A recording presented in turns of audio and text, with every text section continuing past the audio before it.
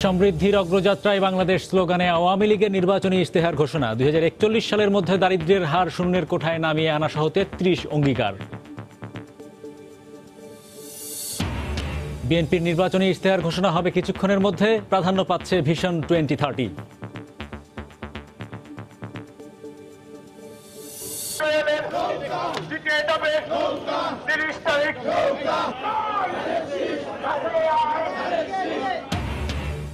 বৃষ্টি উপেক্ষা করে আজও প্রচারণার মাঠে প্রার্থীরা, ভোট টানতে নানা প্রতিশ্রুতি, যোগ্য প্রার্থীকে বেছে নিতে চায় ভোটাররা।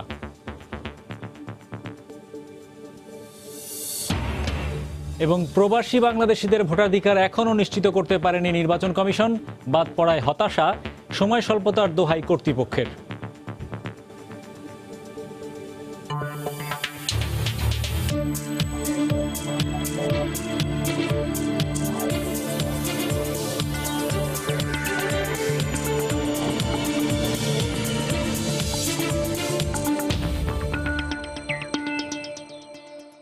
দেখছিলেন শিরোনাম। আমন্ত্রণ জানাচ্ছি দেশ ও দেশের বাইরের অর্থ বাণিজ্যের নানা খবর নিয়ে আমাদের নিয়মিত আয়োজন এ সময়ের বাণিজ্যে। আপনাদের সঙ্গে আছি আমি হরিপদ সাহা। বিএনপির নির্বাচনী ইশতেহার প্রকাশ করা হবে আজ। রাজধানীর হোটেল লেকশোরে নির্বাচনী ইশতেহার তুলে ধরবেন দলের মহাসচিব মির্জা ফখরুল ইসলাম আলমগীর। এ সময় স্থায়ী কমিটির সদস্যদের উপস্থিত থাকার কথা রয়েছে। দলীয় চেয়ারপারসন বেগম খালেদা জিয়ার ঘোষিত ভিশন 2030-কে গুরুত্ব দিয়ে বিএনপি তাদের নির্বাচনী ইশতেহার ঘোষণা করবে বলে জানা গেছে। কঠোর পরিশ্রমের মাধ্যমে হাজার হাজার কোটি ডলার রেমিটেন্স পাঠান প্রায় ১ কোটি প্রবাসী বাংলাদেশি, কিন্তু তাদের ভোটাধিকার আজও নিশ্চিত করতে পারেনি নির্বাচন কমিশন। আসন্ন নির্বাচনেও সময় স্বল্পতায় সম্ভব নয় বলছে ইসি। তবে প্রবাসীদের ভোট গ্রহণে ভিন্ন পদ্ধতি থাকলেও ইসির ব্যর্থতাকে দুষছেন সুশীল সমাজের প্রতিনিধিরা। কাজল আব্দুল্লাহ রিপোর্ট। নাগরিক অধিকার নিশ্চিতে জাতীয় নির্বাচনে প্রবাসীদের অংশগ্রহণের সুযোগ করে দেওয়ার দাবি দীর্ঘদিনের, কিন্তু সময় চলে যায়, নির্বাচন হয় শুধু প্রত্যাশা পূরণে গুঁড়ে বালি। আসন্ন একাদশ সংসদ নির্বাচনেও ভোট দিতে পারছেন না প্রবাসী বাংলাদেশিরা। সুশীল সমাজের প্রতিনিধিরা বলছেন, প্রবাসীদের কাছ থেকে পোস্টাল ব্যালটে ভোট নেওয়ার ব্যবস্থা থাকলেও সদিচ্ছা ও সক্ষমতার অভাব রয়েছে নির্বাচন কমিশনের। আমার দেশ কিভাবে চলবে সে ব্যাপারে আমার কোনো বক্তব্য নেই। এখানে অবশ্যই নির্বাচন কমিশনকে আমাদেরকে বলতে হবে যে তারা এই কাজ করতে ব্যর্থ হয়েছে। ভোট দেওয়ার পদ্ধতিটা কি হবে? ওরা কি পোস্টাল ব্যালটে ভোট দেবেন নাকি দূতাবাসে গিয়ে তারা ভোট দেবেন? নিউ ইয়র্কে প্রায় 4 লাখ বাংলাদেশি। দূতাবাসের পক্ষে এই ধরনের কাজ আয়োজন করা বা কনসুলেটের পক্ষে আয়োজন করাটা কিন্তু সহজ কাজ নয়।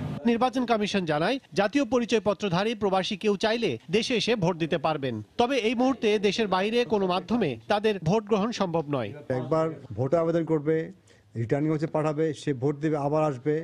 এই যে সময়টা আমাদের এখানে যে ব্যালট পরে যে সময়টা থাকে ভোট গ্রহণ পর্যন্ত, এই সময়টা আসলে এটার জন্য অতটা পর্যাপ্ত না বিদেশের ক্ষেত্রে। একাদশ জাতীয় সংসদ নির্বাচনের বাকি নেই বেশি দিন। দেশব্যাপী ভোটারদের মনে উৎসবের আমেজ থাকলেও প্রবাসীদের মনে নানা ক্ষোভ ভোট না দিতে পারার বেদনায়। সরকার যদি ভোটার তরতিব করে তাহলে ইনশাআল্লাহ আমরা এখন তো ভোট দেওয়া যেত। প্রবাসী আমরা অনেকেই থাকি, অনেকে ভোটার হয়, আবার অনেকে হইতেও পারে না সময়ের কারণে। আমরা তো ওই জায়গায় থাকি প্রবাসী, ওই জায়গায় ভোট দেওয়ার কোনো সুযোগ পাই না। এম্বাসির মাধ্যমে কোনো ভোট দেওয়ার সুযোগ থাকতো তাহলে ওই জায়গায় আমরা ভোট দিতে পারতাম। 16 কোটির মধ্যে প্রায় 1 কোটি মানুষ শ্রমিক হিসেবে কর্মরত বিশ্বের বিভিন্ন দেশে। এর মধ্যে 60% মানুষই রয়েছে জাতীয় পরিচয়পত্রবিহীন। স্বাধীনতার পর 10টি নির্বাচন অনুষ্ঠিত হলেও কোনো নির্বাচনেই ভোট দিতে পারেনি প্রবাসীরা। কাজল আব্দুল্লাহ, সময় সংবাদ, ঢাকা। 30শে ডিসেম্বর নির্বাচনকে ঘিরে প্রচারণায় সরগরম হয়ে উঠেছে সারা দেশের নির্বাচনী মাঠ। নিজের পক্ষে সমর্থন আদায়ে ব্যস্ত সময় পার করছেন প্রার্থীরা। সকাল থেকে পাড়া মহল্লা চষে বেড়াচ্ছেন আওয়ামী লীগ ও বিএনপি সহ বিভিন্ন দল ও জোট প্রার্থীরা। ভোটারদের দ্বারে দ্বারে গিয়ে ভোট চাইছেন তারা, দিচ্ছেন প্রতিশ্রুতির ফুলঝুরি। ক্ষমতায় গেলে নিজ নিজ নির্বাচনী এলাকা ঢেলে সাজাতে চান সকলে। চলছে লিফলেট বিতরণ, মাইকিং ও উঠান বৈঠক সহ নানা কার্যক্রম। তবে এলাকার উন্নয়ন সহ সুখে দুঃখে পাশে পাবেন এমন ব্যক্তিকে নির্বাচিত করতে চান ভোটাররা। একাদশ জাতীয় সংসদ নির্বাচনে বিএনপির ইশতেহার ঘোষণা করছেন দলের মহাসচিব মির্জা ফখরুল ইসলাম আলমগীর। আমরা এখন সরাসরি চলে যাচ্ছি রাজধানীর লেকশোর হোটেলে। এবং এই লক্ষ্যে সকল রাজনৈতিক দলের সঙ্গে স্বচ্ছ আলাপ আলোচনা করা হবে। প্রতিহিংসা ও প্রতিশোধের রাজনীতির বিপরীতে ভবিষ্যৎমুখী এক নতুন ধারার রাজনৈতিক সংস্কৃতি প্রতিষ্ঠা করার জন্য নতুন এক সামাজিক চুক্তিতে পৌঁছাতে একটি জাতীয় কমিশন গঠন করা হবে। এই কমিশনের সদস্য থাকবেন সংসদে সরকারি দলের নেতা, বিরোধী দলের নেতা ও সর্বজন শ্রদ্ধেয় জাতীয় ব্যক্তিত্ব। একদলীয় শাসনের পুনরাবৃত্তি যেন না ঘটে তা নিশ্চিত করা হবে। জাতীয় নেতৃবৃন্দের আপত্তিকর সমালোচনা রোধে সহিংসতার সংস্কৃতি উৎসাহিত করা হবে। সহিষ্ণুতার, আমি এটা আবার পড়ছি, জাতীয় নেতৃবৃন্দের আপত্তিকর সমালোচনা রোধে সহিষ্ণুতার সংস্কৃতি উৎসাহিত করা হবে। ব্যক্তির বিশ্বাস অবিশ্বাস, দলীয় আনুগত্যকে বিবেচনায় না নিয়ে কেবলমাত্র সততা, দক্ষতা, মেধা, যোগ্যতা, দেশপ্রেম ও বিচার ক্ষমতার উপর নির্ভর করে রাষ্ট্রের প্রশাসন যন্ত্র, পুলিশ এবং প্রতিষ্ঠান সমূহের কার্যকারিতা নিশ্চিত করা হবে। প্রশাসনিক স্বচ্ছতা, জবাবদিহিতা নিশ্চিত করার জন্য সংবিধান অনুযায়ী ন্যায়পাল নিয়োগ দেওয়া হবে। র্যাব সহ আইন শৃঙ্খলা বাহিনীর জবাবদিহিতা নিশ্চিত করা হবে। র্যাবের বর্তমান কাঠামো পরিবর্তন করে অতিরিক্ত আর্মড পুলিশ ব্যাটালিয়ন গঠন করা হবে। এই ব্যাটালিয়ন স্বরাষ্ট্র মন্ত্রণালয়ের অধীনে থাকবে। রাষ্ট্রের সকল সামরিক ও বেসামরিক প্রতিষ্ঠান ও সংস্থা স্ব চার্টার অনুযায়ী পরিচালিত হবে। চাকুরি এবং শিক্ষা প্রতিষ্ঠানে ভর্তির ক্ষেত্রে সকল ধরনের তদবির ও চাঁদাবাজি নিষিদ্ধ এবং দণ্ডনীয় অপরাধ হিসেবে গণ্য করা হবে। দেশ রক্ষা, পুলিশ ও আনসার ব্যতীত শর্ত সাপেক্ষে সরকারি চাকুরিতে প্রবেশের ক্ষেত্রে কোনো সময়সীমা থাকবে না। বিডিআর হত্যাকাণ্ডের এবং বাংলাদেশ ব্যাংকের রিজার্ভ চুরি সংক্রান্ত সকল অনুসন্ধান রিপোর্ট প্রকাশ করা হবে এবং অধিকতর তদন্তের উদ্যোগ নেওয়া হবে। রাষ্ট্রপতি ও প্রধানমন্ত্রীর চলাচলের সময় যেন সাধারণ মানুষের কোনো ভোগান্তি না হয় সেজন্য বিশেষ ব্যবস্থা গ্রহণ করা হবে। প্রধানমন্ত্রী, মন্ত্রী, এমপি এবং উচ্চপদস্থ সরকারি কর্মকর্তাদের সম্পদের হিসাব প্রতি বছর প্রকাশ করা হবে। সড়ক পথে চলাচলে বিরাজমান বিশৃঙ্খলা অবসান ঘটানো হবে এবং সড়ক দুর্ঘটনা হ্রাসে যথাযথ ব্যবস্থা নেওয়া হবে। দুর্নীতি নিয়ন্ত্রণের জন্য সর্বাত্মক পদক্ষেপ গ্রহণ করা হবে। বিচার বিভাগ, সংবিধানের 116 অনুচ্ছেদ সংশোধন করে নিম্ন আদালতের নিয়ন্ত্রণ রাষ্ট্রপতির হাত থেকে সুপ্রিম কোর্টের হাতে ন্যস্ত করা হবে। মামলার জট দূর করার জন্য যোগ্য বিচারক নিয়োগ দেওয়া হবে এবং এর জন্য প্রাতিষ্ঠানিক ব্যবস্থা গড়ে তোলা হবে। বর্তমান বিচার ব্যবস্থার সংস্কারের জন্য একটি জুডিশিয়াল কমিশন গঠন করা হবে। মত প্রকাশের স্বাধীনতা, নিশ্চিত করা হবে। সরকারের সাথে কোনো বিষয়ে মতভিন্নতা থাকলেও কারো কণ্ঠরোধ করা হবে না। অনলাইন মনিটরিং তুলে দিয়ে জনগণকে অবাধে কথা বলার এবং মত প্রকাশের সুযোগ দেওয়া হবে। ডিজিটাল নিরাপত্তা আইন, অফিসিয়াল সিক্রেটস অ্যাক্ট সহ সকল প্রকার কালাকানুন বাতিল করা হবে। তথ্য অধিকার আইনের তথ্য প্রাপ্তি দ্রুততর করার জন্য বিদ্যমান বাধাসমূহ পুরোপুরি দূর করা হবে। মানুষের জীবনের মূল্য প্রতিষ্ঠার লক্ষ্যে বিচার বহির্ভূত হত্যাকাণ্ড, গুম, খুন এবং অমানবিক শারীরিক ও মানসিক নির্যাতনের অবসান ঘটানো হবে। বিশেষ ক্ষমতা আইন 1974 বাতিল করা হবে।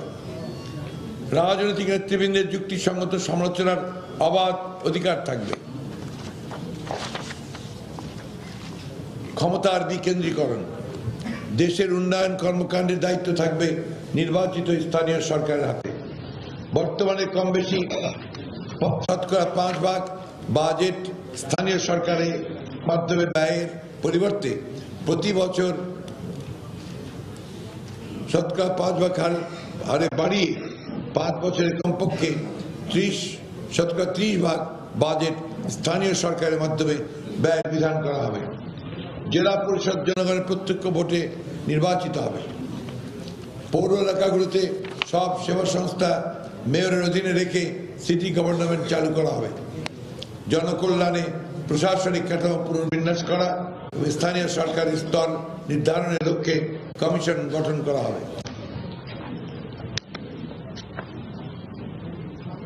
জাতীয় অর্থনৈতিক প্রবৃদ্ধির হার 11% উন্নীত করা হবে। রপ্তানি প্রবৃদ্ধির হার 3 গুণ বাড়ানো হবে। রপ্তানি পণ্যের বহুমুখীকরণ করা হবে। শেয়ার মার্কেট ব্যাংক এবং সামাজিক নিরাপত্তা তহবিলের অর্থ লুটের তিক্ত অভিজ্ঞতার আলোকে ভবিষ্যতে যেন কেউ এমন দুর্নীতি অনাচার করতে না পারে সেই লক্ষ্যে সিকিউরিটিজ অ্যান্ড এক্সচেঞ্জ কমিশন রাষ্ট্রায়ত্ত ব্যাংক পরিচালনা বোর্ডে যোগ্য সৎ ও দক্ষ ব্যক্তিদের নিয়োগ দেওয়া হবে। ব্যাংক কার্যক্রম পরিচালনায় রাজনৈতিক হস্তক্ষেপ বন্ধ করা হবে। অর্থ মন্ত্রণালয়ের ব্যাংকিং ডিভিশন বিলুপ্ত করে রাষ্ট্রায়ত্ত ব্যাংক সমূহ পরিচালনা ও তদারকির ভার কেন্দ্রীয় ব্যাংকের হাতে ন্যস্ত করা হবে। বর্তমানে চলমান কোনো উন্নয়ন প্রকল্প বন্ধ করা হবে না, তবে মেগা প্রকল্পে ব্যয়ের আড়ালে সংগঠিত দুর্নীতি নিরীক্ষা করে দেখা হবে এবং এই জন্য দোষীদের আইনের আওতায় আনা হবে।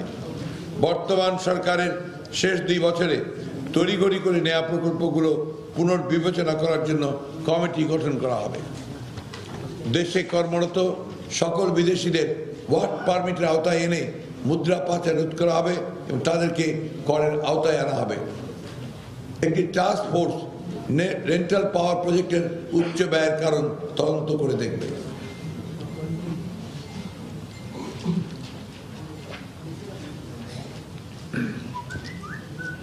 সকল মুক্তিযোদ্ধাকে রাষ্ট্রের সম্মানিত নাগরিক হিসেবে ঘোষণা করা হবে এবং মুক্তিযোদ্ধা তালিকা প্রণয়নের নামে দুর্নীতির অবসান ঘটানো হবে। মূল্যস্ফীতির নিরিখে শহীদ মুক্তিযোদ্ধা পরিবারের ভাতা বৃদ্ধি করা হবে। দেশের সর্বত্র ছড়িয়ে ছিটিয়ে থাকা মুক্তিযুদ্ধের স্মৃতি রক্ষা, মুক্তিযুদ্ধকালীন বধ্যভূমি ও গণকবর চিহ্নিত করে সেসব স্থানে স্মৃতিস্তম্ভ নির্মাণ করা হবে।